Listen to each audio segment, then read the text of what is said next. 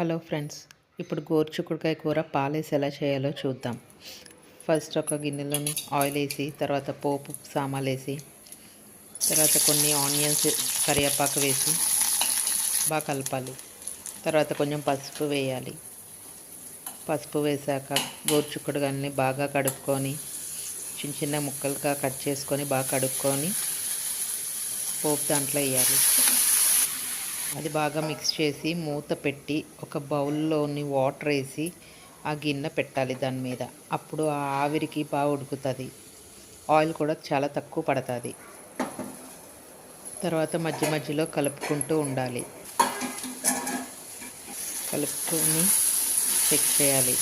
అడుగంటకుండా చూసుకోవాలి, ఎందుకంటే ఆయిల్ తక్కువ వేస్తాం కాబట్టి అది ఆవిరికి ఉడుకుతుంది. ఇప్పుడు కొంచెం ఉప్పు వేయాలి, తర్వాత కొంచెం కారం వేయాలి. మళ్ళీ మూత పెట్టి తర్వాత కొంచెం పాలు తీసుకొని బాగా ఉడికాక పాలు వేయాలి. మళ్ళీ మూత పెట్టాలి. ఆ పాలు ఇనికే వరకు వెయిట్ చేయాలి. ఆ పాలు ఇనికాక మొత్తం కూరకు పట్టిద్ది. ఇదే పాలతో చేసిన గోరుచిక్కుడుకాయ కూర.